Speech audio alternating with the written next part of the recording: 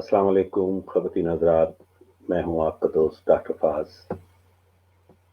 پہلی بار ایک مقبول ترین کتاب کے سلسلے میں، جس کا نام ہے تھنک اینڈ گرو رچ، یعنی سوچیے اور مالدار بنیے۔ آج ہم اس کتاب کی گہرائی تک جائیں گے، کیونکہ یہ ایک طویل کتاب ہے۔ اس میں تقریباً 7.5-8 گھنٹے درکار ہیں پڑھنے کے لیے، لیکن ہم کوشش کریں گے اس کو چند قسطوں میں اس کو سمرائز کر سکیں تاکہ لوگ سمجھ پائیں کہ یہ کتاب آخر ہے کیا۔ تھنک اینڈ گرو رچ 1937 میں منظر عام پر آئی، تو کہ اس کی لکھنے کا کام 1936 میں مکمل ہوا تھا، لیکن جب تک پبلش ہوئی وہ 1937 تھا۔ آج کم و بیش 90 سال ہونے کو آئے، یہ کتاب اتنی ہی مقبول ہے۔ اور اس کتاب کے بارے میں اگر میں یہ کہوں کہ یہ واحد کتاب ہے جس نے دنیا میں سب سے زیادہ لوگوں کو امارت کا درس دیا ہے، یعنی کہ دولت کمانے کا، اور نہ صرف دولت بلکہ اس کے علاوہ جو روحانی دولت اور اخلاقی دولت سے بھی مالا مال کیا ہے، تو یہ وجہ ہوگا کیونکہ یہ کتاب اب تک تقریباً 3.25 کروڑ کاپیاں اس کی بک چکی ہیں پچھلے 50 سال 60 سال میں۔ اس کتاب کو لکھنے میں مصنف کی تقریباً کم و بیش پوری زندگی کا یہ حاصل تھا۔ اسے اس کتاب کو لکھنے کے لیے کم و بیش 25 برس کا لگا۔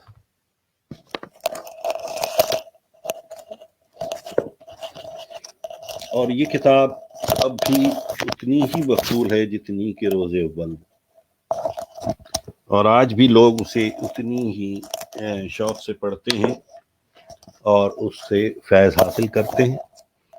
تو آج ہم کوشش کریں گے ہمارے ناظرین کے لیے اور ہمارے دوستوں کے لیے جنہوں نے اکثر و بیشتر اس کتاب کا نام تو سنا ہے لیکن اس کی افادیت سے اب تک واقف نہیں ہیں، تو آئیے ہم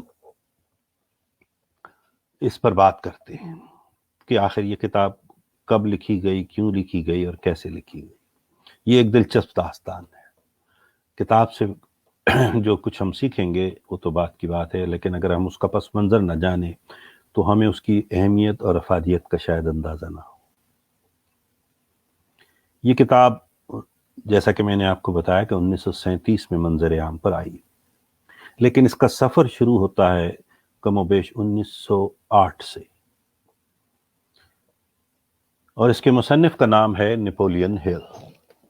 نیپولین ہل اکتوبر 26 1883 میں ورجینیا کے ایک چھوٹے سے گاؤں میں پیدا ہوا۔ ورجینیا ایک اسٹیٹ ہے امریکہ کی، واشنگٹن ڈی سی سے آگے، تو اس میں یہ پیدا ہوا۔ اتنا امیر خاندان نہیں تھا، اور پھر بدقسمتی سے 9 سال کی عمر میں اس نے اپنی ماں کے مرنے کا صدمہ اٹھایا۔ بہت کم عمری سے وہ یتیم ہو گیا اور اس کی ذہنی توجہ بکھر کر رہ گئی۔ 12 سال کی عمر میں اس کے والد نے دوسری شادی کر لی، جس سے اس کو اور صدمہ پہنچا۔ 15 سال کی عمر میں اس نے اپنے ہی والد کے ایک چھوٹے سے میگزین جو نکالا کرتے تھے ورجینیا کا، اس میں کام کرنا شروع کر دیا۔ وہ چھوٹے چھوٹے کالمز لکھتا رہا۔ پھر آگے چل کے اس نے وہاں سے واشنگٹن ڈی سی چلا گیا اور دوسرے شہروں میں گھومتا پھرتا، اور ایک رسالے نے آخر جب اس کو جاب ملی وہاں پر، تو انہوں نے اس سے کہا کہ ایک سیریز شروع کرتے ہیں کہ ہم کامیاب لوگوں کے انٹرویوز کی، اور کسی طرح اس اخبار کے مالک نے اور ایڈیٹر نے بندوبست کر دیا کہ نیپولین ہل اس دور کے امیر ترین آدمی، جیسے آج کے دور میں بل گیٹ کہا جاتا ہے یا جیک ما اور مارک زکربرگ کے نام آتے ہیں، ان سے بھی بڑا اور ان سے بھی رئیس ترین آدمی اس دور کا تھا جس کا نام تھا اینڈریو کارنیگی۔ تو ایڈیٹر نے اور مالکان نے یہ بندوبست کیا کہ وہ جائے اور ان کا انٹرویو کرے۔ تو پھر اس نے ورجینیا سے وہاں پٹسبرگ کا سفر کیا۔ پٹسبرگ جہاں پر کہ اینڈریو کارنیگی رہتے تھے، یہ ریاست پینسلوینیا کا ایک حصہ ہے جس کا میں بھی حصہ ہوں، جہاں سے میں اس وقت آپ سے بات کر رہا ہوں۔ تو یہ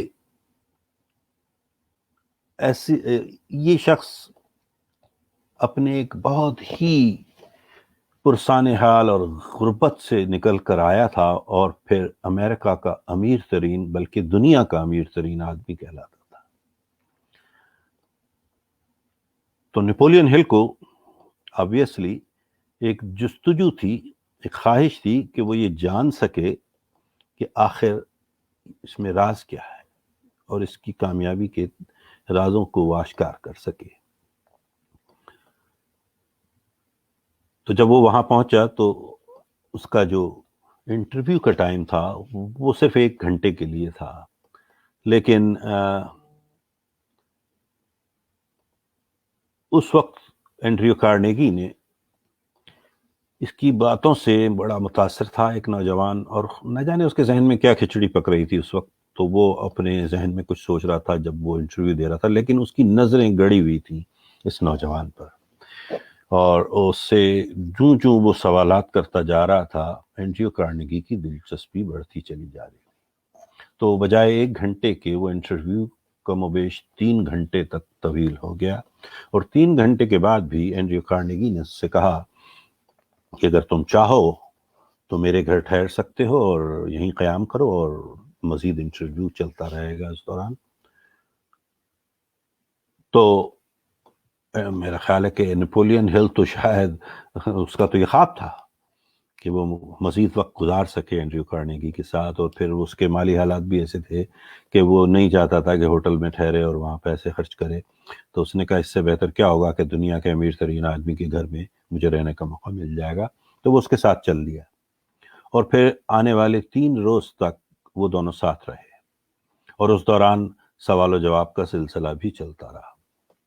تیسرے روز جب نیپولین ہل اپنا انٹرویو کم و بیش مکمل کر کے جانے کی تیاری کر رہا تھا، تو اینڈریو کارنیگی نے اس سے ایک بڑا عجیب سا سوال کیا،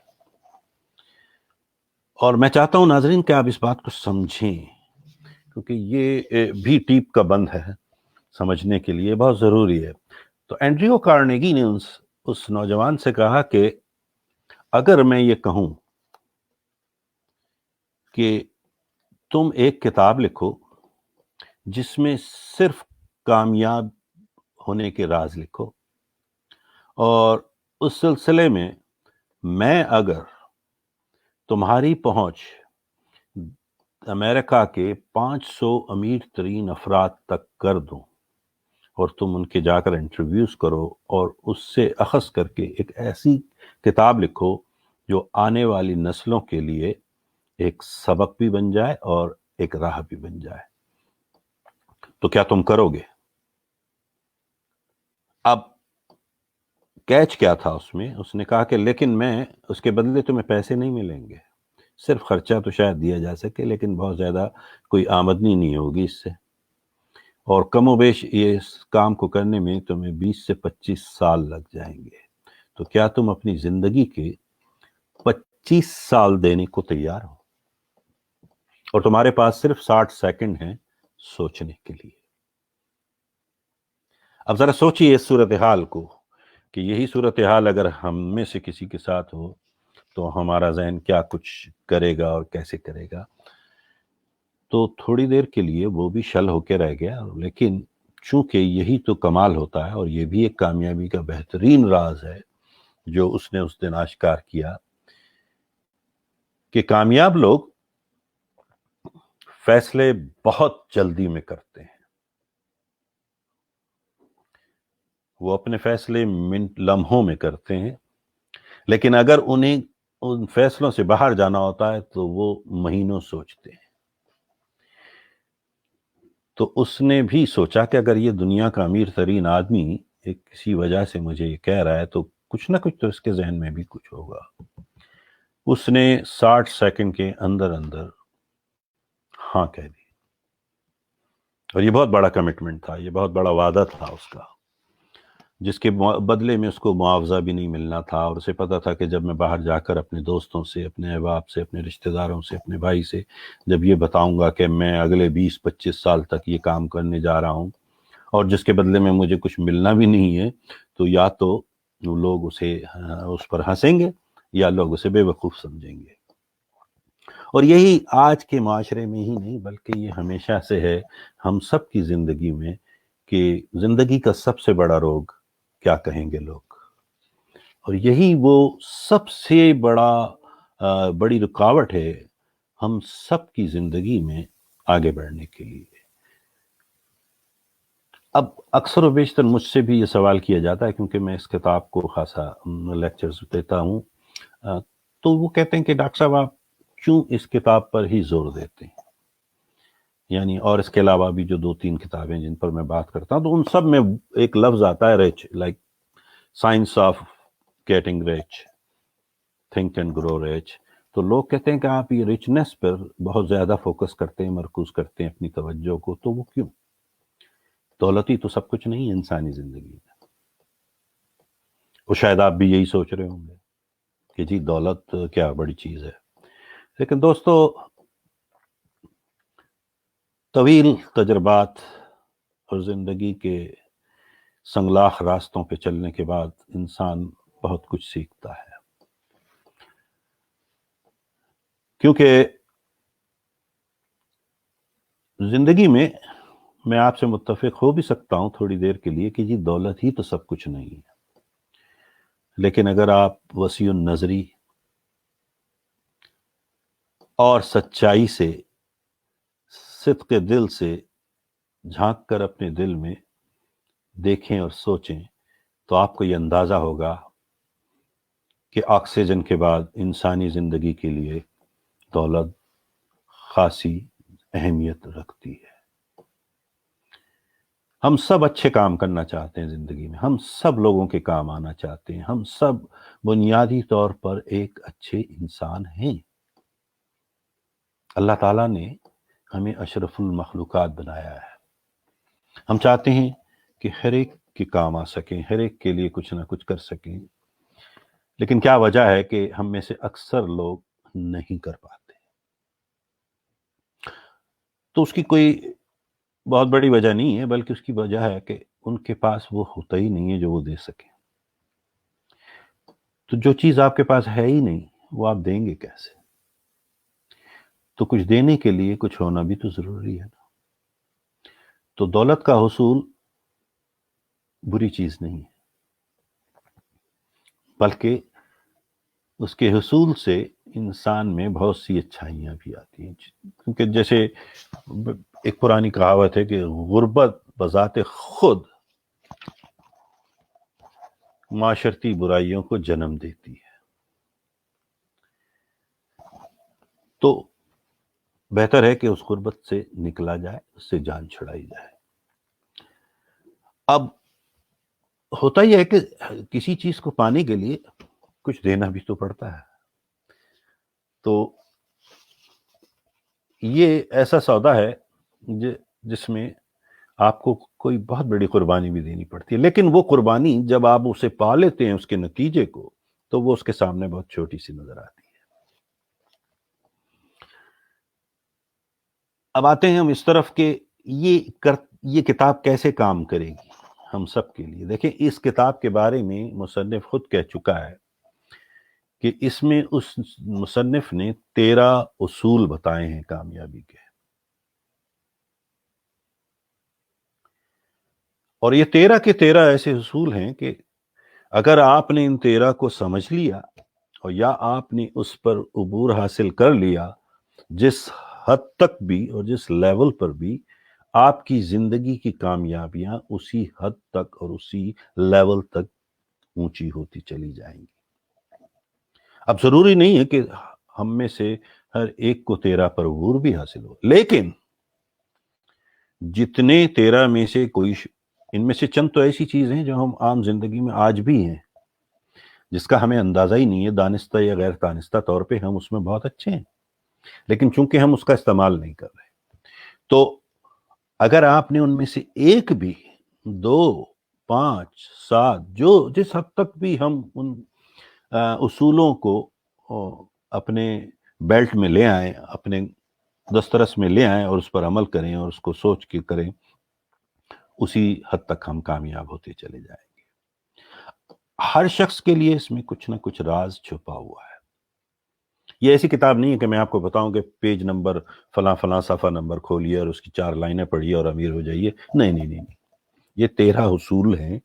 ہر اصول کے اندر راز چھپے ہیں جو آپ کی اپنی پرسنل اور شخصیت سے مطابقت بھی رکھتے ہوں گے اور جس کو آپ کرتے ہوئے آسانی بھی محسوس کر سکیں۔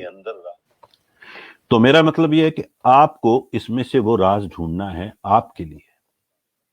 جو میری سیکرٹس ہیں وہ شاید آپ کی نہ ہو، تو یہ ایک تھوڑا سا ریاض ہے، لیکن اس ریاض کے بدلے جو اس کے نتائج ہیں وہ اتنے مفید بھی ہیں اور اتنے بڑے ہیں کہ میں سمجھتا ہوں آپ کی دی ہوئی قربانی اور آپ کا دیا ہوا وقت اور آپ کی ہوئی محنت، جب آپ کو اس کے نتائج سامنے آئیں گے تو آپ مسکرائیں گے اور کہیں گے کہ I got it، مجھے مل گیا، بہت کم قیمت میں مجھے یہ مل گیا۔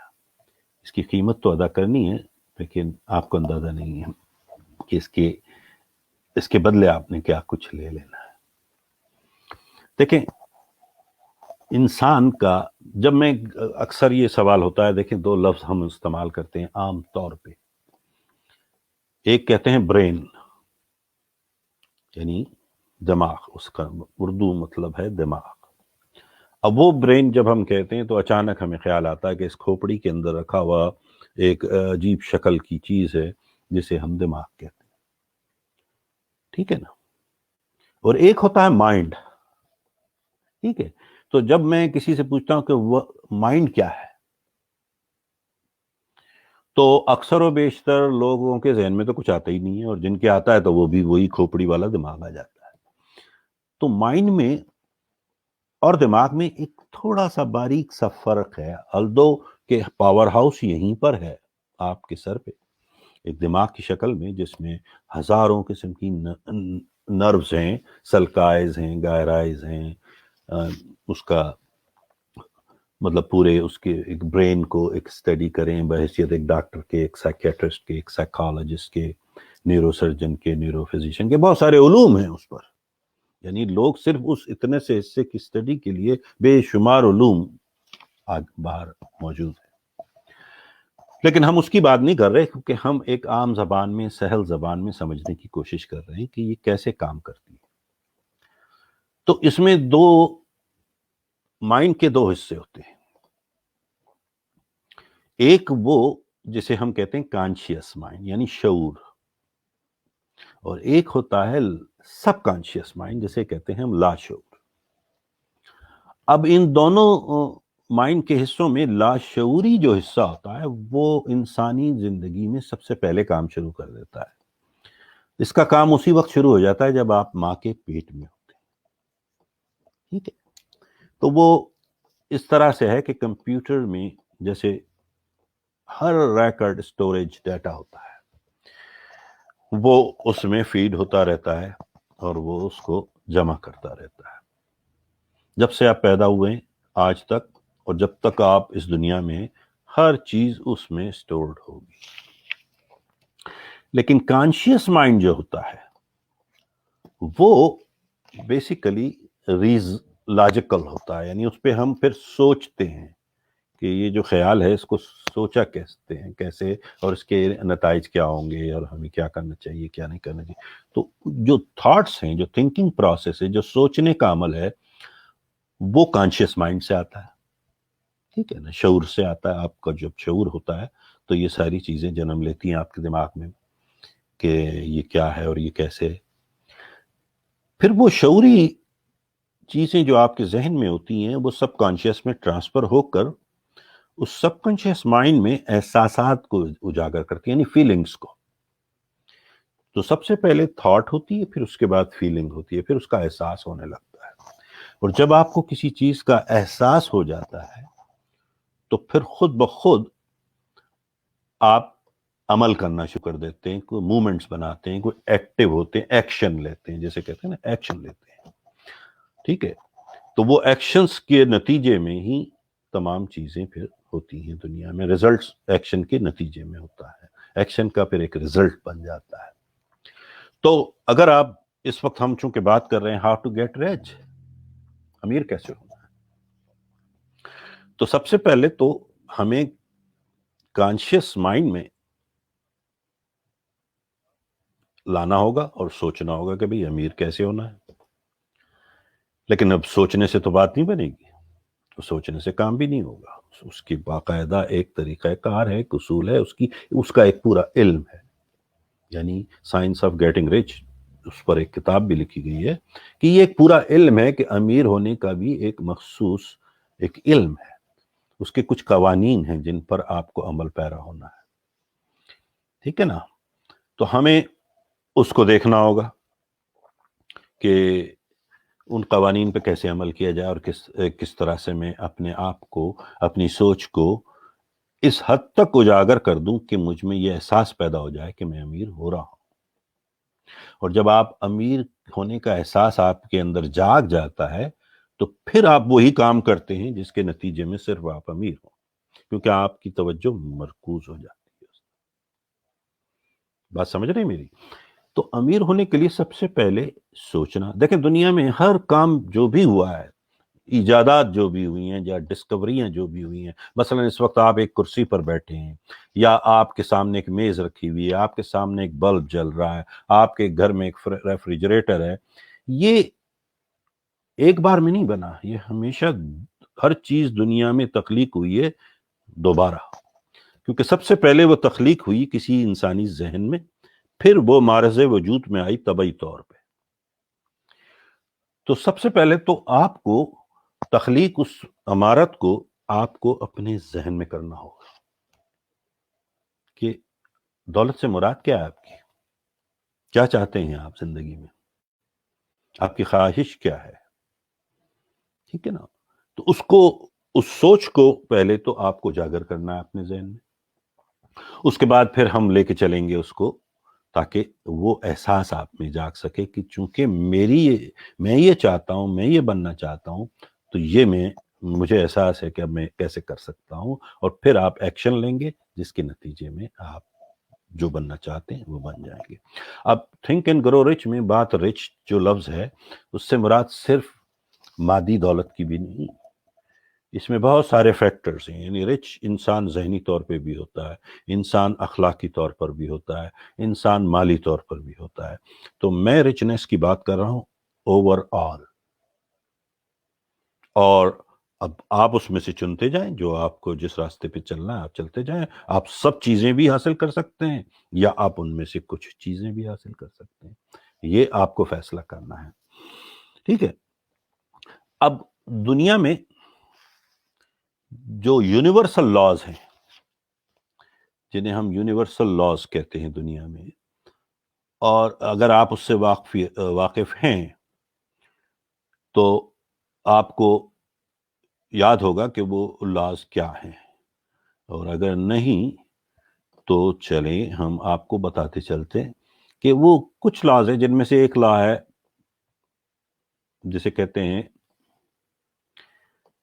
کہ cause and effect, law of cause and effect. یعنی دنیا میں لاز، قوانین کا قانون اسے کہا جاتا ہے. یعنی سب سے معتبر قانون جو دنیا میں کہا جاتا ہے کہ law of cause and effect, یعنی ہر چیز جو بھی ہوتی ہے اس کا ایک سبب ہوتا ہے، اور جو سبب ہوتا ہے اس کا ایک ریزلٹ ہوتا ہے. ٹھیک ہے؟ یعنی تو ہر ایکشن کا ایک ری ایکشن ہوتا ہے. ٹھیک ہے؟ ہم جو بھی ایکٹ کرتے ہیں اس کے جواب میں اس کے برابر کا ہی ری ایکشن ہمیں ملتا ہے، لا آف. تو یہ تمام اس طرح کے 7 قوانین ہیں دنیا میں جنہیں ہمیں ذہن میں رکھ کے سوچنا بھی ہوگا. مثلاً کئی جگہ پر ہم ایسا کرتے ہیں کہ ہم ان قوانین کو دانستہ یا غیر دانستہ طور پر تو استعمال کر رہے ہوتے ہیں، لیکن اس کو سمجھنے کی کوشش نہیں کرتے ہیں. تو وہ جو پھر اس سے بڑا ایک اور قانون ہے، جیسے ظاہر ہے سب سے بڑا قانون تو بہرحال law of cause and effect ہے، جو رالف ایمرسن نے بنایا تھا. اور اس کے علاوہ جیسے اب لا آف اٹریکشن ہے، ٹھیک ہے، پھر لا آف پرپیچول ٹرانسمیوٹیشن ہے جس کو دائمی ترسیل کا قانون کہتے ہیں. پھر ایک ردم ہوتی ہے، ایک تال کا قانون ہوتا ہے کہ ہر چیز میں ایک سر ہے جس سے چل رہی ہے یہ دنیا، ایک تال لگی ہوئی، ایک ردم ہے. پھر ایک ریلیٹیوٹی ہے کہ ہر چیز کس طرح سے ایک دوسرے سے جڑی ہوئی ہے. پھر پولیرٹی ہے، لا آف پولیرٹی، جیسے گرم سرد، دن رات، اندھیرا اجالا، یہ سب چیزیں پولیرٹی ہے کہ ہر چیز کے دو اینڈ ہوتے ہیں، دو قطب ہوتے ہیں نا، دو پول ہوتے ہیں.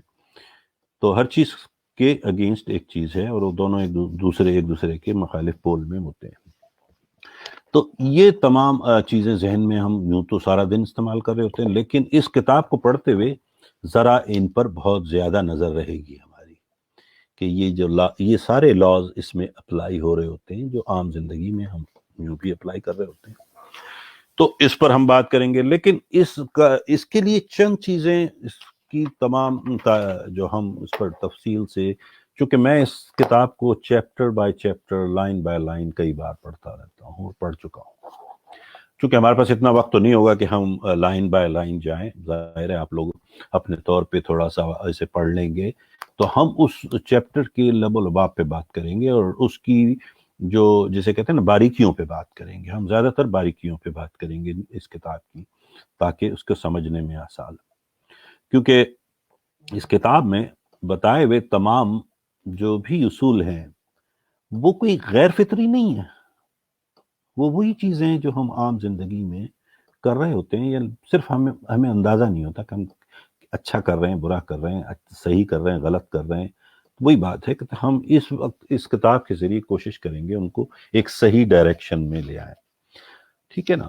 اس کے لیے کسی بہت تعلیم یافتہ ہونے کی ضرورت نہیں ہے. دیکھیے میں آپ کو اس کی مثال، اگر آپ دنیا کی اس کتاب میں جو 500 مصنف نے 500 امریکہ کے اس دور کے امیر ترین لوگوں سے ملاقات کی اور ان سے انٹرویوز کیے اور ان کی لائف کو آبزرو کرتا رہا، ظاہر ہے اس میں اس نے زندگی کے 25 سال لگا دیے، اور پھر ان سب میں جو مشترک باتیں وہ نوٹس کرتا رہا، ان کو لا کر اس نے اس کو پہلے ایک چھوٹی سی کتاب لکھی جس کا نام تھا لا آف سکسیس، یعنی کامیابی کا قانون. لیکن وہ چونکہ اس میں پوری تفصیل نہیں تھی اور اس کی بایوگرافی اس میں شامل نہیں تھی، اس کا تجربہ ذاتی اس نے اس میں انکارپوریٹ نہیں کیا تھا، تو وہ کتاب اتنی مقبول نہ ہوئی. تو پھر اسے 3 سال بعد تھنک اینڈ گرو رچ کے نام سے، یعنی سوچیے اور مالدار بنیے کے نام سے اس نے اس دنیا میں متعارف کرایا، اور وہ پھر دنیا کی پہلے نمبر کی کتاب بن گئی، جسے 3.5 کروڑ کاپیاں آج تک بک چکی ہیں قانونی طور پہ. اب غیر قانونی طور پہ بے شمار ممالک ہیں، میں ان کا نام نہیں لے سکتا، جہاں پہ کروڑوں کتابیں بغیر کسی کی اجازت کے، کاپی رائٹ کو پرواہ نہ کیے بغیر بھی لوگ چھاپ دیتے ہیں اور بیچ دیتے ہیں. اور اب تو سوشل میڈیا پہ ہم ایک دوسرے سے چونکہ شیئر کرتے ہیں PDF بیسیکلی. تو یہ سب چیزیں، تو اگر آپ ٹوٹل پڑھنے والوں کی تعداد اور یہ کتاب کتنے لوگوں تک پہنچی ہے تو اس کی تعداد کہیں زیادہ ہوگی ان کروڑوں سے بھی. اور اس کتاب کے نتیجے میں جتنے لوگ دولت کا حصول کر پائیں یا عمارت کا حصول کر پائیں، کوئی دنیا میں ایسی اور کتاب اور ایسی اور سائنس یا ٹیکنالوجی کے ہوتے ہوئے بھی نہیں تھا کہ جس سے لوگ اس قدر امیر ہو سکیں بنا، کیونکہ دیکھیں تعلیم، میں نے بتایا کہ تعلیم اتنی زیادہ اس میں رول نہیں پلے کرتی. اس کے لیے آپ کو اصولوں کو اپنانا ہوتا ہے، اور اس کے لیے میں نے بتایا نا دنیا کے جتنے امیر ترین، جیسے اب دنیا کا سب سے بڑا سائنٹسٹ میں جسے کہتا ہوں، جس کی وجہ سے میں اور آپ آج اس وقت ایک دوسرے کے آمنے سامنے بیٹھے ہیں، میں امریکہ میں ہوں، آپ پاکستان میں ہیں، اگر اس کی وہ ایجاد نہ ہوتی اس دنیا میں تو شاید ہم یہاں تک پہنچتے ہی نہیں ہیں۔ تھامس ایڈیسن جس نے بجلی کا بلب ایجاد کیا، اب اس کو چند مہینے بھی اسکول میں نہیں رہنے دیا گیا۔ پھر آج اتنی بڑی بڑی کاریں اور بہترین کاریں اور لگژری کاریں ہم چلا رہے ہیں، اگر ہنری فورڈ اگر اپنی کمپنی نہ کھولتا تو شاید کاروں کا بزنس یا آٹو موبائل انڈسٹری آج ہوتی ہی نہ، لیکن اسے بھی کالج جانا نصیب نہیں ہوا۔ چارلس شواب کو لے لیں، جو سب سے بڑی اس امریکہ میں کمپنی چلاتے ہیں، ان کے نام سے چل رہی ہے اب تک اسٹاک مارکیٹ اور یہ سب ان کے پاس، اس سے پہلے بھی وہ بے شمار بزنس کر چکے۔ اور ایون اینڈریو کارنیگی جس کی کوئی خاص تعلیم تھی ہی نہیں، وہ دنیا کا امیر ترین آدمی بن گیا اسٹیل کے کاروبار میں، فولاد کا اس کا بہت بڑا کاروبار تھا اور وہ بے تاج بادشاہ تھا۔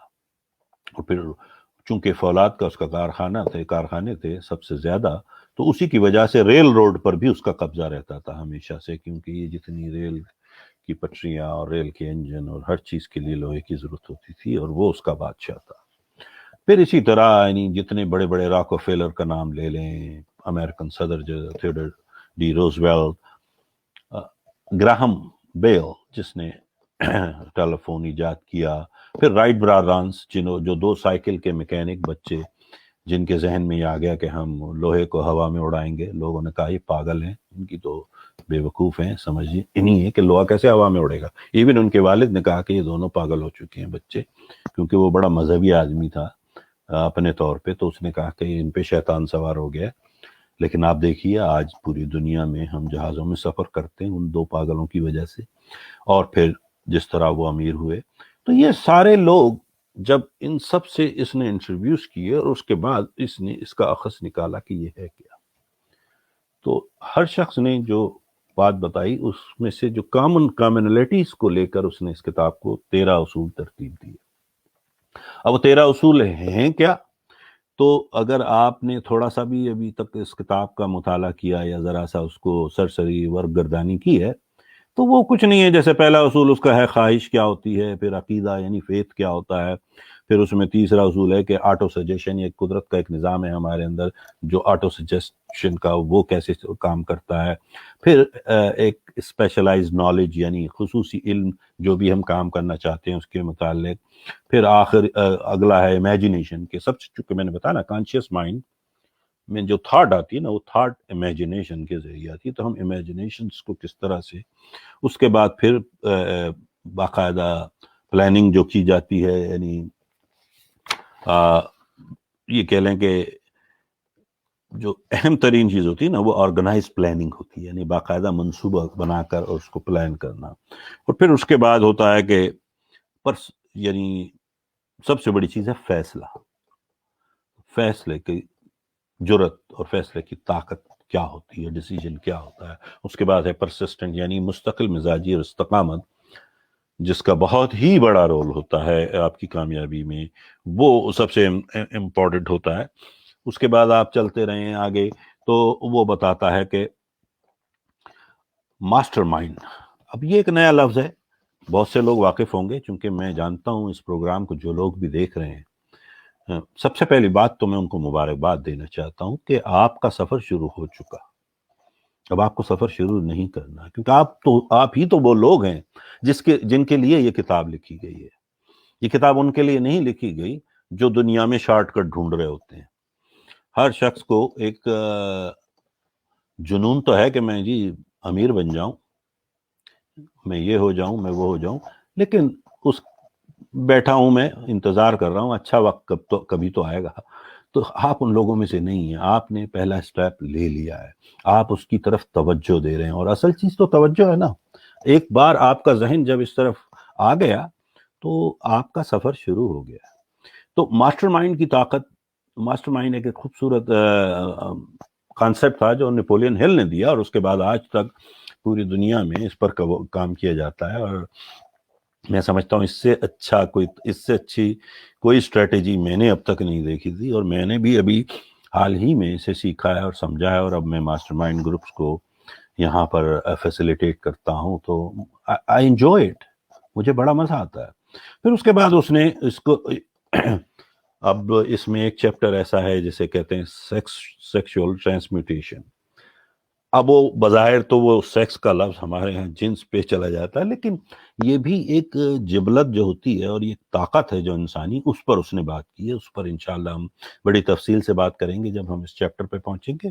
پھر اس کے بعد اس نے آپ کے لاشعور دماغ یعنی سب کانشیس مائنڈ کا جو پاور ہے اس پر بات کی ہے، اور 12ویں چیز اس نے بتائی ہے کہ آپ کا جو برین ہے، جس کو میں بتا رہا تھا کہ یہ کیسے کام کرتا ہے ان تمام چیزوں کو لے کر۔ اور پھر سب سے آخری جو اصول وہ بتاتا ہے وہ ہے آپ کی سکس سینس، چھٹی حس۔ اب چھٹی حس کیا ہوتی ہے اور کیسے کام کرتی ہے، اس پر بڑی تفصیل سے بات کریں گے۔ اب میں دیکھ رہا ہوں کہ اس وقت چونکہ یہ اتنے طویل سبجیکٹ ہے کہ اسے بہت ہمیں سمرائز کرتے ہوئے بھی تھوڑا سا وقت تو لگے گا، لیکن ان سب سے پہلے جیسے میں نے اپنے انٹرویو میں ریحان اللہ والا صاحب کے ساتھ بھی کہا تھا، اور میں نے جو ہمارا وہ جو فیس بک پر پیج ہے اس پر بھی میں نے بھیجا تھا کہ ایک چھوٹا سا کمٹمنٹ کیجئے اپنے آپ سے، ٹھیک ہے، ایک چھوٹا سا امتحان لیجئے اپنے آپ کا۔ تو میں نے اس میں کہا تھا کہ جو چیپٹر نمبر 9 ہے، نواں جو اس کا چیپٹر ہے، اسے میرے مینٹور نے جب مجھے یہ کتاب ہاتھ میں دی گئی آج سے 20 سال پہلے، تو میں نے بھی ایسی جسٹ ورکردانی کی، مجھے سمجھ نہیں آئی کوئی بات، بس میں ایسی پڑھ لیا، میں نے کہا ہاں جی میں نے پڑھ لی جی، سارے صفحے پڑھ لیے۔ تو وہ ہنسے، میرے مینٹور جو تھا وہ ہنسا اور اس نے کہا اوکے اچھا تو بتاؤ تمہارا پلان کیا ہے؟ تو ہم تو مسٹر آنسر ہیں نا، جیسے ہر ایک ہوتا ہے اس زمانے میں، تمہیں خاص طور پہ کیونکہ تو ہم باتوں کے تو ماہر تھے، تو ہم نے کہا ارے صاحب ہم تو یہ وہ پتہ نہیں 10-12 منٹ تک میں پھول بکتا رہا، ادھر کی سناتا رہا، اور وہ مجھے دیکھتا رہا اور سنتا رہا۔ اور جب میرا جو ہے میری حالت وہ تھی کہ میں ہوائی جہاز جس میں پیٹرول اب ختم ہو رہا ہے، گیس ختم ہونے والی ہے، اور میں بس لینڈنگ کے لیے جگہ ڈھونڈ رہا ہوں، کیونکہ مجھے سمجھ نہیں آ رہا تھا کہ لینڈ کہاں کروں، کیسے یہ ختم کروں یہ۔ تو وہ مجھ سے کرتا رہا، میں وہی ہوائی اڈے پہ بار بار چکر کھا کر آ رہا تھا، اور آخر میں جب میں نے تھک ہار کے میں نے دیکھا کہ اب پیٹرول میرا ختم ہو رہا ہے، تو میں لینڈ کر گیا اور میں چپ ہو گیا۔ تو وہ ہنس کے بولا اچھا تو اس کا مطلب ہے کہ تمہارے پاس کوئی پلان نہیں۔ تو اس وقت مجھے احساس ہوا کہ ہاں بات تو اس کی بھی صحیح ہے کہ میں فل باتیں بتا رہا ہوں، اس کا پلان سے کیا تعلق ہے، یہ تو پلان تھوڑی ہے، یہ تو وہ شیخیاں بگیر رہے ہیں ہم لوگ ایک دوسرے پہ۔ تو اس نے کہا نہیں، اس کے لیے ایک پلان بنائیے۔ پھر اس نے مجھے یہ کتاب دی تھی، اور اس کے بعد اس نے کہا تھا کہ اگر تم 20 منٹ روزانہ اس کو 20 منٹ، اگر آپ کے زیادہ وقت ہے تو بہت اچھی بات ہے، 20-30 منٹ اگر آپ دے دیں اور آہستہ آہستہ اسے پڑھنا شروع کر دیں، تو آپ دیکھیں گے کہ آپ کی زندگی میں بے شمار تبدیلیاں آنا شروع ہوں گی آہستہ آہستہ۔ تو میں نے کہا ٹھیک ہے، تو بڑا کوئی مسئلہ نہیں ہے۔ اس نے کہا لیکن ایسا کرو، نواں چیپٹر جو ہے نا آپ کوشش کرو 21 دن تک، اس نے مجھے 21 دن کا چیلنج کیا تھا، روزانہ پڑھو گے جو 40 منٹ میں انگریزی میں پورا ہو جاتا ہے۔ اب مجھے نہیں پتا اردو اگر آپ کے پاس ترجمہ موجود ہے تو ہو سکتا ہے وہ زیادہ آسان ہو، کیونکہ مادری زبان پڑھنا بڑا آسان رہتا ہے، تو ہو سکتا ہے آپ آدھے گھنٹے میں پڑھ لیں، تو آدھا گھنٹہ دے دیجئے اگر ایسا ہے تو اس نے کہا کہ 21 دن، اور اگر ایک دن بھی مس ہو جائے دوبارہ شروع ہوگا، یہ نہیں ہے ایوری ڈے۔ اس نے کہا فاز is going to be every day. There is no Sunday, there is no Eid day, there is no Christmas day, there is no Easter day. Every day means ہر روز، کسی مخصوص روز کی بات۔ تو بہرحال میں نے اس کو تھوڑا سا سہل کر دیا ہے اس فیس بک پہ کہ چلیں 10 دن ہی کر لیں۔ تو وہ چیپٹر ہے استقامت یعنی مستقل مزاجی کا، اور اگر آپ نے اسے 10 روز تک، جس طرح میں آپ سے کہہ رہا ہوں، اگر آپ کر لیں اور اسے پڑھنا شروع کر دیں، تو ان 10-11 روز میں وہ آپ کی ایک عادت سی بن جائے گا، اور پہلے 4-5 روز آپ بھول جائیے کہ آپ کو اس میں سے کچھ سمجھ بھی آئے گا، آپ پڑھے جا رہے ہیں بس، ٹھیک ہے نا، لفظوں کو پڑھ رہے ہیں اور کچھ آ رہا ہے کچھ نہیں آ رہا ہے، آپ کا اپنا ایک ذہن سوچ رہا ہے، کچھ چیزیں سمجھ میں آ رہی کچھ نہیں، تو آپ اس سے پریشان نہیں ہو، لیکن جیسے جیسے ان لفظوں پہ عبور ہوتا چلا جائے گا آپ دیکھیں گے خود بخود 2 4 5 روز کے بعد آپ کا ذہن کھلتا چلا جائے گا، اور دوسرا یہ ایک عادت بن جائے گی پڑھنے کی آپ کی، اور اس پڑھنے میں آپ پڑھ کے آ رہے ہیں مستقل مزاجی، استقامت، جو دنیا کے کسی بھی بڑے کام کرنے کے لیے لازم ہے۔ آج تک دنیا میں کوئی ایسا شخص مجھے دکھا دیں جو بنا استقامت کے، بنا مستقل مزاجی کے وہ کامیاب ہوا ہو۔ کوئی کوئک فکس نہیں ہوتی زندگی میں کامیابی کی۔ کامیابی ہوتی کیا ہے؟ سب سے پہلے تو اس پر بات کر لیں۔ کامیابی کسی منزل کا نام نہیں ہوتا، کامیابی ایک سفر کا نام ہے۔ Success is not a destination, it's a journey. یہ ایک سفر ہے، اور جب آپ سفر میں ہوتے ہیں تو کچھ عادات آپ کے ساتھ چلتی ہیں اور آپ کے سفر کو آسان کر دیتی ہیں۔ اگر آپ کی عادتیں خراب ہوں تو سفر میں بڑی مشکلات پیش آ جاتی ہیں زندگی کے، تو یہ آپ کی عادات کو بدل دے گا۔ اس کے بعد اس نویں چیپٹر میں جب آپ پڑھیں گے تو اس نے ایک بہت خوبصورت سی بات کہی ہے، اور جو سب نے نوٹس کی، اور شاید میرا خیال ہے آپ کے فیس بک اور واٹس ایپ پیج پہ بھی ہم نے ڈال دی تھی، کہ وہ بتاتا ہے مصنف کہ دوسرے چیپٹر میں، جو ابھی ہم نے نہیں پڑھا ہے، آپ نے بھی نہیں پڑھا ہوگا شاید، اس میں جائیے، اور اس نے 6 باتیں کہی ہیں، 6 اصول۔ تو جب چیپٹر آپ ختم کر لیں تو ان 6 چیزوں پہ ذرا غور کیجیے۔ اس نے 6 باتیں بتائی تھی، تو چلیں میں جلدی سے بتاتا ہوں، پھر اس کے بعد ہم آج کا سیشن ختم کریں گے، پھر انشاءاللہ آگے چلیں گے۔ تو اس کا پہلا جو نقطہ ہے وہ یہ ہے کہ بی ڈیفینیٹ۔ اگر آپ امیر بننا چاہتے ہیں تو آپ کا معیار امارت ہے کیا؟ امارت کا معیار ہے کیا؟ مثلا ایک شخص کہتا ہے مجھے 1 لاکھ روپے مہینہ کمانا ہے، لیکن دوسرا شخص کہتا ہے مجھے 10 لاکھ روپے مہینے کمانا ہے، اور تیسرا کہتا ہے مجھے 1 کروڑ روپے مہینہ کمانا ہے۔ تو سارے اپنی اپنی جگہ صحیح ہیں، اور سب ممکنات میں سے ہیں، ٹھیک ہے۔ چاہے لوگ کووڈ-19 میں گھر بیٹھے، میرے دوست ایسے بھی ہیں جو اس وقت بھی 1 لاکھ روپے مہینہ کما رہے ہیں، بلکہ 1 کروڑ روپے مہینہ کمانے والے بھی میرے دوست موجود ہیں جو کما رہے ہیں۔ دنیا گھروں میں بند ہے، لیکن ان کا کام چل رہا ہے، ان کے سسٹمز کام کر رہے ہیں۔ تو میرا مطلب ہے کہ امارت کا معیار آپ پہلے تو طے کیجیے، جو طے اس طرح ہوگا کہ بی ڈیفینیٹ، یعنی انتہائی فوکسڈ ہونا چاہیے۔ آپ لکھیں۔ اب یہاں پر میں چھوٹی سی بات پھر کرتا چلوں، میرے دوست جو خاص طور پہ نوجوان دیکھ رہے ہیں مجھے، برائے مہربانی کمپیوٹر پہ ٹائپ نہ کیجیے جو بات میں اب کہہ رہا ہوں، یہ 6 نکات کی۔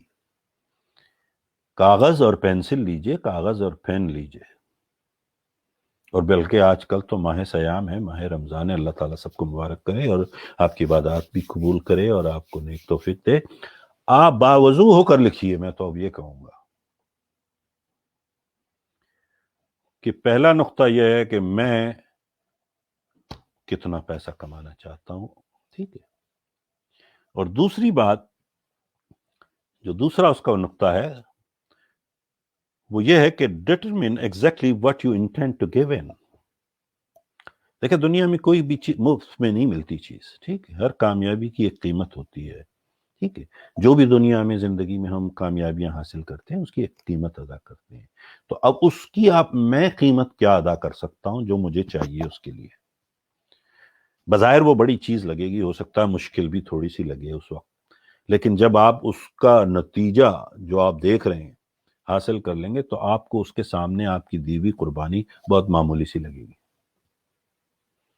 اب یہ نہ کہیں کہ جی میں وہ نیٹ فلکس پہ جو ہے نا ساس بھی کبھی بہت ہی نہیں دیکھوں گا یا وہ ڈرامہ دیکھنا چھوڑ دوں گا، یہ قربانی نہیں ہے، یہ تو آپ کی بری عادتیں ہیں جن سے آپ کو بچنا ویسے ہی چاہیے۔ میرا مطلب ہے کہ قربانی کیا دیں گے؟ آپ کو اس کے بدلے میں ایک ایسی چیز دینی ہوگی جو قیمتی تو ہے آپ کے لیے اس وقت، لیکن اتنی نہیں جتنی آپ چاہتے ہیں اس کے بدلے میں۔ تو آپ کو you have to give up something which is of less value for a bigger value stuff, ٹھیک ہے نا، اس سے زیادہ۔ اور تیسری جو چیز اس نے بتائی ہے وہ یہ ہے کہ اس کے لیے ایک تاریخ کا تعین کر دیں، اسٹیبلش اے ڈیفینیٹ ڈیٹ، کہ کب تک میں جی 1,00,000 روپے مہینہ کمانا چاہتا ہوں، اس کے بدلے میں یہ دے سکتا ہوں، اپنا وقت اور یہ اور سب کچھ اور انرجی جو بھی آپ دینا چاہ رہے ہیں، اور اگست کی 30 تاریخ تک میں اس مقام پہ پہنچنا چاہتا ہوں، یا سپتمبر کی یا اکتوبر کی تاریخ لکھیں، اس پہ باقاعدہ اسے ڈیٹ لکھ دیں اس پہ۔ تو جب آپ یہ تاریخ بھی لکھ دیں گے، اماؤنٹ بھی پتا ہے، کیا قربانی دینی ہے، تو اب یہی آپ کا مشن بن جائے گا، آپ کا ویژن، یہی آپ کا گول ہوگا، یہی آپ کا ڈریم ہوگا۔ جیسا کہ میں ہمیشہ کہتا ہوں کہ خواب وہ نہیں ہوتے ہیں جو نیند میں آتے ہیں، خواب وہ ہوتے ہیں جو آپ کو سونے نہ دیں۔ تو یہ ایسا خواب بن جائے گا، یہ ایسی جنونی خواہش بن جائے گی آپ کی کہ جسے آپ نے پورا کرنا ہی کرنا ہے، ٹھیک ہے نا؟ تو جب آپ میں وہ جنون آ جائے گا، وہ خواہش کی آگ اتنی بھڑکے گی اندر کہ آپ کو پھر کچھ اور نظر نہیں آئے گا۔ میں نے بتایا نا، تھاٹس فیلنگز کو لے آتی ہیں، اور جب وہ فیلنگ آپ میں آ گئی تو اس کے بدلے میں جو ایکشن آپ سے خود بخود سرزد ہوں گے، اس کا نتیجہ کیا ہوگا آپ کو ذرا اندازہ لگا لیجیے۔ اس میں کوئی راکٹ سائنس نہیں ہے، ایک چھوٹا سا چند لمحوں بیٹھ کے اس بات پر غور کیجیے۔ تو یہ چوتھا ہے کہ آپ نے تاریخ بھی لکھ دی۔ اب جیسے میں نے کہا نا کہ کاغذ اور پین لے کے ایک بیان بنائیے اپنا، کہ میں جیسے اپنا بیان لکھ رہا ہوں کہ میں ڈاکٹر فضل محمود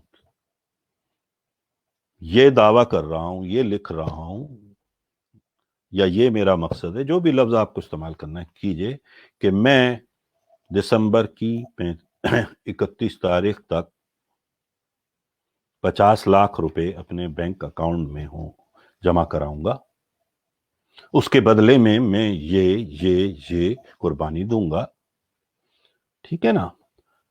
تو جب آپ نے یہ سب لکھ دیا تو پھر میں اس کے لیے ایک پلان بناؤں گا، ٹھیک ہے نا؟ اس کے لیے جب میں نے تاریخ بھی لکھ دی، یہ لکھ دی، اب پلان کیا ہوتا ہے؟ کوئی بڑی چیز نہیں ہوتی۔ جب آپ دیکھیں زندگی میں ہمارے ساتھ سب سے بڑا مسئلہ کیا ہے دوستو، کہ جب ہم کبھی بھی کوئی چیز سوچ رہے ہوتے ہیں کرنے کی، تو سب سے پہلا خیال کیا آتا ہے ہمیں؟ یار کیا کروں، ٹھیک ہے نا؟ ہر آدمی یہ کہتا ہے یار بتاؤ یار کیا کروں یار میں۔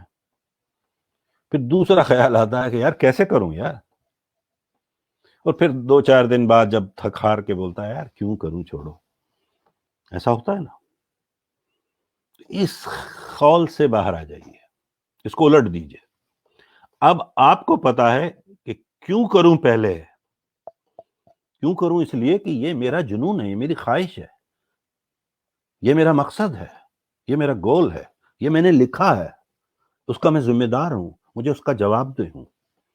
تو جب آپ میں یہ احساس آ جاتا ہے، یہ جنون آ جاتا ہے، تو پھر کیسے اور کیا خود بخود آنا ذہن میں شروع ہو جاتا ہے، ٹھیک ہے نا؟ اب آپ نے کہا کہ جی 50 لاکھ روپے میں نے کہہ دیا جی میں اپنے بینک اکاؤنٹ میں جمع کراؤں گا، تو آج اپریل میں ہوں اور میں نے دسمبر کی 31 تاریخ دی۔ ہاں خیال میں یہ رکھوں، میں یہ نہیں کہہ رہا کہ آپ یہ لکھ دیں جی کہ کل صبح میں سو کے اٹھوں گا تو 15 ملین آ جائیں گے، ایسا نہیں ہوگا، کیونکہ انسانی ریالٹیز کو سامنے رکھتے ہوئے ریئلسٹک ہو کے ایمانداری سے لکھ رہا ہے، یہ چونکہ یہ کھیل نہیں ہو رہا، یہ سچائی کا امتحان ہو رہا ہے، ہمارے جنون کا امتحان ہے یہ۔ تو اسی طرح سے آپ اسے بنائیے اپنے مقاصد کو بھی۔ تو 50 لاکھ ہیں تو اب 8 مہینے باقی ہیں میرے پاس، اب 8 مہینے کو میں پھر 50 لاکھ کو تقسیم کروں تو بھائی مجھے کیا ہے، 6 لاکھ روپے مہینے تو بنا لیں۔ پھر 6 لاکھ کو میں اگر تقسیم کروں 4 ہفتوں میں تو 1.5 لاکھ روپے ہفتے کا بنانا، اور 1.5 لاکھ کو میں روزانہ میں 7 دن میں تقسیم کروں تو 20,000 روپے روز بنانے ہیں۔ مجھے بتائیں ایسے کیا آپ کے گرد گرد لوگ نظر نہیں آتے جو 20,000 روپے بنا رہے ہیں روز کے؟ بے شمار، ہم غور ہی نہیں کر رہے، لیکن ایسے بے شمار لوگ ہیں جو 20,000 روپے کوئی بہت بڑی رقم تو نہیں، چونکہ سوچ کی بات ہے یہ اور اس کی پلاننگ۔ سو آپ ڈیفینیٹ پلان اس کے لیے پھر بناتے ہیں کہ میں اس کو کس طرح سے اب ضرور نہیں ہے کہ ہر ہفتے وہ 1.5 لاکھ روپے بنا رہا ہو سکتا ہے ایک ہفتہ وہ بیمار ہو گیا، اس کے ساتھ مسائل ہو گئے، کچھ کام نہیں چلا، یہ ہوا، تو وہ دوسرے ہفتے میں اسے ریکور کر لے گا، لیکن وہ بہت پیچھے نہیں رہے گا۔ تو جب یہ ساری چیزیں آپ نے کر لی اور اس کو باقاعدہ کاغذ پر اس پلان کو لکھ کر آپ نے اپنا مشن سٹیٹمنٹ ویژن سٹیٹمنٹ بنا کے اس کی پھر کاپیاں کر لیجئے جناب. ایک تو آپ کے جیب کے میں والٹ اگر ہے تو اس میں ڈال لیجئے چھوٹی سی, ایک آپ کے باتھ روم کے مرر پہ لگا دیجئے, ایک اپنے دفتر یا اپنے کمرے یا بیڈ روم میں سامنے رہا ہے تو سونے سے پہلے اور اٹھنے کے بعد صبح ایک بار اسے دیکھ لیں اور پڑھ لیں. جب آپ اسے روزانہ پڑھیں گے, شروع کے 10-20 دن آپ کہیں گے یار کیا بے ہوگی, بلکہ کئی بار تو آپ بہت آہستہ پڑھیں گے, بڑی یعنی وسپرنگ اس میں کہ یار کہیں باہر کوئی سن نہ لے گھر والے کہ میں پاگل ہو گیا ہوں, لیکن پھر وہ خود بخود آواز بلند ہوتی جائے گی اور آپ کے اندر ایک تبدیلی آتی جائے گی, اور جب وہ تبدیلی آنا شروع ہوگی تو آپ کے مالی حالات خود بخود آپ کو انکریج کرنا شروع کر دیں گے کہ let's go for it, you are getting there. دیکھیں آپ نے یہ سفر شروع کر چکے ہیں, اب آپ کے پاس کوئی گنجائش نہیں ہے کہ آپ جی میں سوچوں گا, سوچنا کیا, آپ تو آ چکے اس میدان میں. اب جب آپ کے ذہن میں وہ تھاٹ, میں نے بتایا نا, جب انسان کا ذہن جو کانشیس مائنڈ میں تھاٹ آ جاتی ہے نا, تو وہ پھر چند گز کے فاصلے پہ رہ جاتی ہے فیلنگ سے. ٹھیک ہے, اگر بھوک کا خیال آ گیا آپ کے ذہن میں تو پھر بھوک لگنے میں دیر نہیں لگتی. ٹھیک ہے, پیاس کا خیال آتا ہے ذہن میں, پھر پیاس لگنے میں کچھ زیادہ دیر نہیں لگتی. تو یہی چیز دولت حاصل کرنے میں بھی ہے کہ اگر جب خیال آ گیا ہے تو اب اس کو احساس میں زیادہ دیر نہیں لگے گی. تو اب اس کے لیے کیا کرنا ہے, اس کے لیے پھر ہمارے پاس پورا ایک لائم. تو یہ 5 چیزیں جب ہو گئی, آپ نے اس کو ایک کاغذ پہ لکھ لیا, آپ کا مشن سٹیٹمنٹ, اب کیا کرنا ہے. تو چھٹا تو بہت ہی آسان ہے.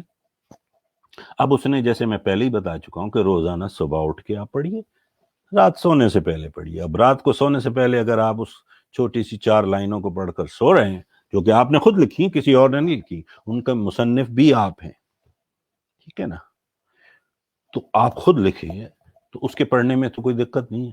تو جب آپ خود پڑھ کر سوئیں گے تو خود بخود اس رات نیند کے عالم نیند میں, عالم بے ہوشی یا مدہوشی, جو بھی اس کو نام دیں, وہ ساری سب کانشیس مائنڈ میں جو پچھلی آپ کی ریکارڈنگز چل رہی ہیں, پچھلے 30 40 50 60 70 سال کی جو بھی آپ کی عمر ہے, وہ ساری بروئے کار لا کے سب کانشیس مائنڈ میں ایسی سگنلز دے گا کہ آپ حیران ہو جائیں گے. آپ کئی بار میرے ساتھ ہوا ہے اور ہو سکتا ہے آپ کے ساتھ بھی ہوا ہو, میں صبح کے 4 بجے اچانک میری آنکھ کھل جاتی ہے, ایک دم ایک بڑا خوبصورت خیال پتہ نہیں کہاں سے آیا ہے سوتے سوتے, اور میں اٹھتا ہوں کہ کہیں میں بھول نہ جاؤں, اور میں اٹھا کے وائس ریکارڈر میں بات کرنا شروع کر دیتا ہوں یا لکھ لیتا ہوں کم از کم 2 جملوں میں, تاکہ میں صبح جب باقاعدہ اپنے کام کا آغاز کروں تو مجھے یاد رہے کہ مجھے سوچنا ہے اور کس پہ کام کرنا ہے. تو یہ خود بخود اس قسم کی پروگرامنگ آپ کے دماغ کی ہو جاتی ہے. تو دوستو اس پر توجہ دیجیے. اور یہ چھٹا جو سٹیج ہے, تو آج ایسا کرتے ہیں کہ ہم اپنا سیشن یہیں پر ختم کرتے ہیں, اس ہوم ورک کے ساتھ کہ ہم اپنا یہ مشن سٹیٹمنٹ ضرور مکمل کر لیں گے. تو پہلی بات, نمبر 1, دوبارہ سے مجھے ریپیٹ کرنے دیجیے کہ میں کہاں پہنچنا چاہتا ہوں, میری عمارت کا لیول کیا ہوگا. ریئلسٹک, اب جب گول سیٹ کریں نا تو آپ ریئلسٹک ہوں, جس کے لیے انگریزی کا ایک لفظ ہے جو فارمولا ہمیشہ کہا جاتا ہے, جو لوگ بزنس پڑھتے ہیں انہیں سکھایا جاتا ہے, اسمارٹ, SMART, یعنی اسپیسیفک ہونا چاہیے, میجریبل ہونا چاہیے, اٹینیبل ہونا چاہیے, ٹھیک ہے نا, ٹھیک ہے, اور ریئلسٹک ہونا چاہیے, اور ٹائم بیسڈ ہونا چاہیے. تو ہم یہی کر رہے ہیں. تو آپ ایسا گول لکھیے اب کہ جی میں یہ کرنا چاہتا ہوں, ٹھیک ہے, اتنا پیسہ میرے اکاؤنٹ میں ہونا چاہیے, یا اتنی میری آمدنی ہونی چاہیے, اور فلاں تاریخ تک میں اپنے اس گول تک پہنچوں گا. اب چلتے چلتے میں یہ کہہ دوں کہ یہ سوچنے نہ بیٹھ جائیے گا کہ میں پہنچوں گا کیسے. یہ میری درخواست ہے کہ یہ نہ سوچنے بیٹھیے کہ میں پہنچوں گا کیسے. It's none of your business. یہ آپ کا پرابلم نہیں ہے, یہ آپ کے خالق و مالک کا پرابلم ہے. وہ آپ کی سوچ دیکھ رہا ہے. آپ کی انٹینشنز جب یہ ہو جائیں گی تو وہ خود بخود آپ کے ذہن میں، میں نے بتایا نا، تھاٹس میں کانشیس اور سب کانشیس مائنڈ کو اس قابل کر دے گا کہ وہ آپ کو وہاں تک پہنچا دے۔ اس میں کیا جادو ہے میں نہیں جانتا، لیکن یہ کام کرتا ہے، یہ میرا تجربہ ہے، اور بے شمار میرے دوست جن سے میں ملا ہوں، میں ان کے انٹرویوز کرتا ہوں، ان سب کے تجربات میں بھی یہی بات میں نے کامن دیکھی کہ ان کے ذہن میں پہلے ایک گول تھا، ایک تاریخ تھی، ان کا ایک مشن تھا، اور اس پر وہ لگ گئے اور انہوں نے حاصل کر لی۔ آپ بھی کر سکتے ہیں۔ تو چلیے پھر اس پر کام کریں، اور انشاءاللہ جب یہ آپ کر لیں گے تو کوشش کریں کہ چیپٹر 9 چاہے وہ آڈیبل ہو آپ کے پاس، اردو میں، انگریزی میں، جیسے بھی جہاں بھی ہیں، تو اس چیپٹر کا انگریزی میں ٹائٹل ہے پرسسٹنس، اور اردو میں آپ مستقل مزاجی یا استقامت، جو بھی انہوں نے نام رکھا ہوگا، آپ اس کو روزانہ پڑھیے۔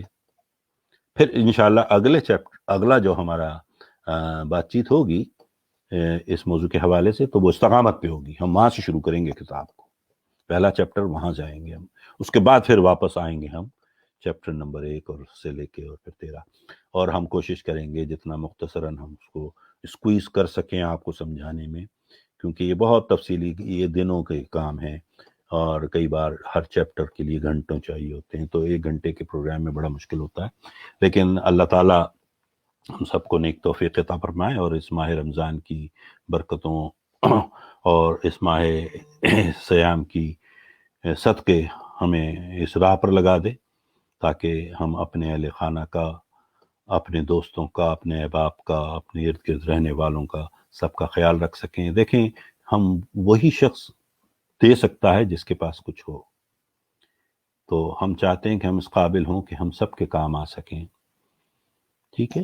تو اس کے لیے اللہ تعالیٰ ہماری مدد فرمائے، اللہ تعالیٰ ہمیشہ آپ کے ساتھ ہے، اور اس ماہ سیام میں شیطان کو بند کر دیا گیا ہے، اب آپ کھلے ہیں، چھوٹے ہیں آپ کے ساتھ۔ اب آپ خود فیصلہ کیجئے کہ آپ کوئی شیطانی کام کریں گے یا اچھا کام کریں گے، یہ بھی آپ کا فیصلہ ہے۔ تو اللہ تعالیٰ ہم سب پر اپنی برکتیں نازل کرے، ہمیں اس کووڈ-19 کے موجودہ عذاب سے نکالے، اس کی تمام تباہ کاریاں سے بچائے۔